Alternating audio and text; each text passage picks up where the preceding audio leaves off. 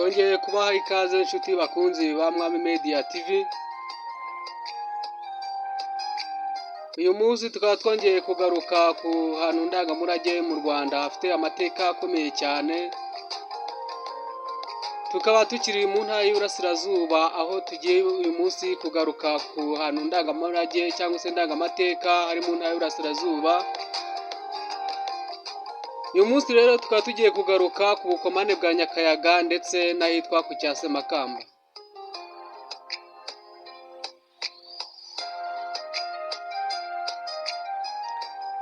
Ubukomane bwa Nyakayaga buri hagati y'umusozi wa Kiburara na Nyakayaga mu mudugudu wa Bukomane, mu kagari ka Bukomane, mu murenge wa Gitoki, mu karere ka Gatsibo, mu ntara y'Iburasirazuba. Ni ku nkengero z'aho Umutara wagabaniraga n'Ubuganza bwa ruguru.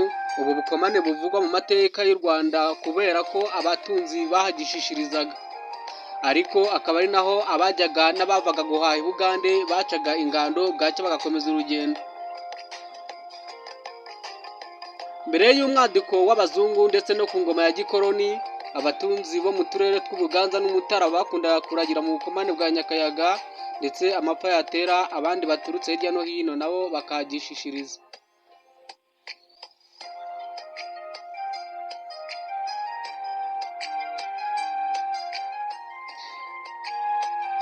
Ibi byaterwaga n'uko imisozi ya Kiburara na Nyakayaga yameragaho ubwatsi bwiza buryohera inka, butuma zigira amata afite amavuta kandi ntihakunde kuma nk'indi misozi.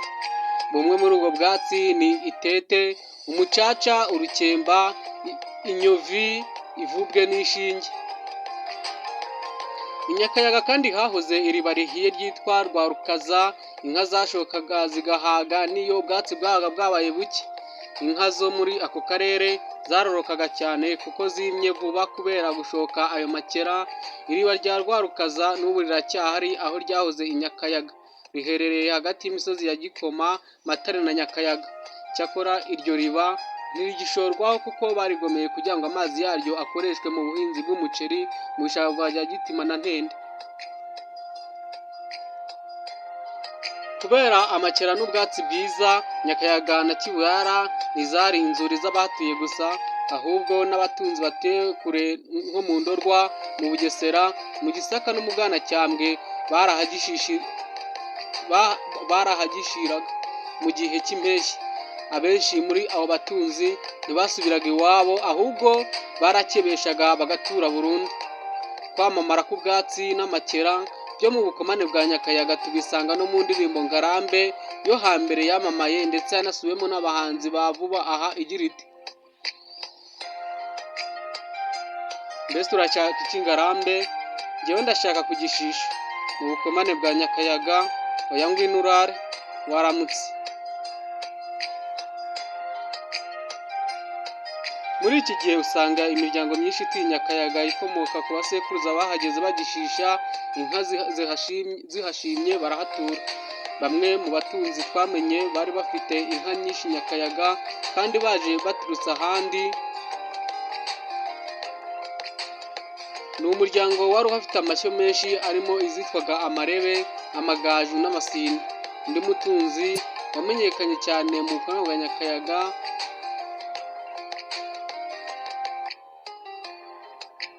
n'ufite amwe mu mashyo ye ari Imbabazabahizi.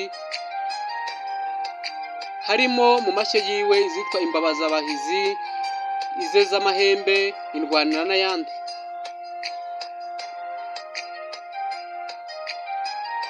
Nubwo Kiburara na Nyakayaga byari bizwiho kuba inzuri zituma, yari n'indiri y'inyamaswa z'inkazi nk'intare n'ingwe ziberaga mu mukenke w'umuyange wahabaga. Gusa izi nyamaswa ntizateraga ubwoba abatunzi bazaga bazishaka, ndetse bashaka intereke n'iriba rihiye. Ni kenshi zabateraga zikabasanga mu nka, ariko bakarwana nazo bakazimenesha bakoresheje inkoni n'ibikagiro.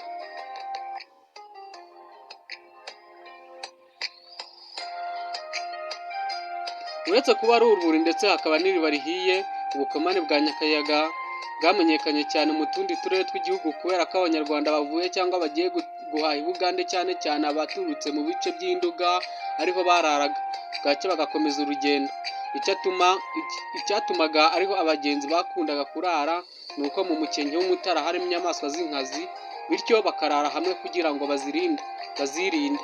Hari n'abavuga kandi ngo Rwabugiri n'ingabo ze nabo baba baraharaye bajya i Rwatanagahaba.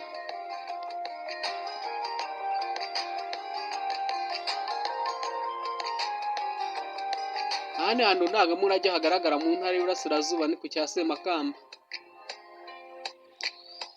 Ku cya Semakamba ubu ni mu ntara y'Iburasirazuba, akarere ka Ngoma, umurenge wa Kibungo, akagari ka cya Semakamba, umudugudu wa Kiruhura, ahahoze ari mu Gisaka cy'Igihunyi. Ni hafi y'amasangano y'umuhanda munini Kigali Rusumo n'umuhanda werekeza mu mujyi wa Kibungo. Aha havugwa kuba haratuye umutware wo mu Basa witwa Semakamba mwene Shumbusho ya Vuningoma ya Rwasa. Semakamba yabayeho ku ngoma y'umwami Mutara wa II Rwogera ndetse na Kigeli wa IV Rwabugiri. Semakamba uyu yahoze mu mutwe w'ingabo zitwa Abatsinzi, umutwe wabayeho kuva ku ngoma ya Mibambwe wa III Sentabyo, dore ko zari n'ingabo ze zihariye. Ku ngoma ya Sentabyo ndetse n'uwamusimbuye wa IV Gahindiro, uyu mutwe w'ingabo watwarwaga na Vuningoma, sekuru wa Semakamba ya Rwasa, sekuruza w'Abasa. Icyo gihe uyu mutwe wari ufite urugerero ahitwa Igati hafi ya Nyawera muri Ngoma. Semakamba tuvuga aha rero ntagomba kwitanwa na Semakamba wundi nawe wabaye ikirangirire mu mateka y'u Rwanda ku ngoma y'umwami Kigeli wa III Ndabarasa. Uyu Semakamba wundi yari mwene Busyete bwa Myuga,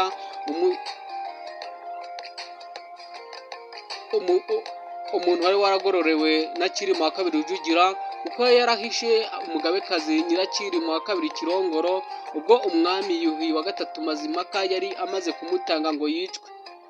Nyuma y'urupfu rwa Busyete, umuhungu we Semakamba agize umutware w'ingabo zitwaga Abazira kubingwa ndetse n'umutwe w'inka witwaga Ibinda ya mbere.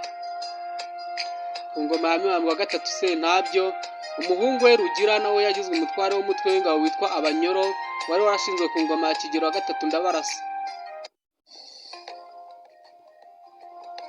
Tugarutse ku cya Semakamba, Semakamba ya Shumbusho yahageze ari kumwe n'umutwe w'ingabo z'Abatsinzi ubwo ingabo za Mutara wa II Rwogera zateraga i Gisaka ndetse zikanakigarurira.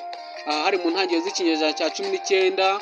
Nyuma yo kwigarurira i Gisaka nibwo Semakamba yatuye aho, ahatera igiti cy'umuvumu kirakura cyane ndetse n'igihe haviriye icyo giti gisigara mu itongo rye.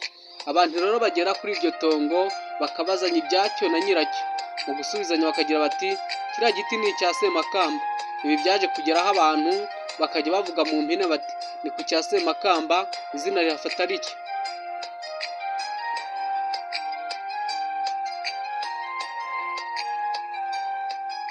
Usibye icyo kivumo ariko, Semakamba ya Shumbusho azwiho nanone kuba ari mu bantu bake batinyutse guhangara umwami Kigeli wa IV Rwabugiri akamurega mu ruhame. Nk'uko twabivuze haruguru, ku ngoma Mutara wa II Rwogera, umutwe w'Abatsinzi wategekwaga na Vuningoma sekuru wa Semakamba.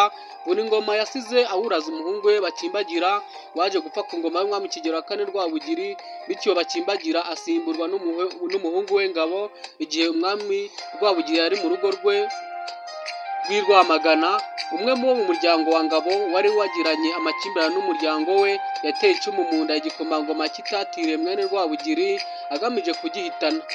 Ibyo yabikoze ashaka ko umwami nahora azahitana wo mu muryango w'Abasa bose. Ngabo yari abereye umutware. Kubw'amahirwe Kitatire ntiyapfuye, ariko ntibyabujije umwami guhora.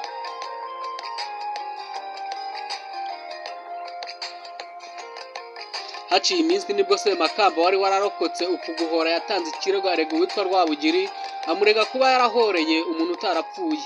Ibi bikaba kandi byari bihabanye n'umuco w'u Rwanda, aha Rwabugiri yari arezwe nk'undi munyarwanda usanzwe, ntiyari arezwe nk'umwami. Kigeli wa kane Rwabugiri n'abatwari bari basabwe guterana mu nteko y'uru rubanza banzuye ko uwo witwa Rwabugiri atsinzwe, bamutegeka gutanga inka no gushyingira umukobwa we akaba na mushiki wa Kitatire Semakamba wari wareze. Ku cya Semakamba ubu nta kimenyetso gihari kigaragara ko Semakamba yahatuye, ikivumu cyahahoze cyahakuwe mu mwaka w'1959 ariko ntibyabuza ko izina rihamaho. Kuri ubu igice kimwe cyahahoze itongo rye hashyizwe ikigega kinini cy'amazi, ikindi gice kirimo inzu irangurizwamo ibinyobwa by'uruganda rwa Bralirwa. Ikindi gice ari nacyo kinini cyubatseho inyubako z'akarere ka Ngoma ndetse n'ikibuga cy'imikino cyitiriwe Semakamba, stade cya Semakamba.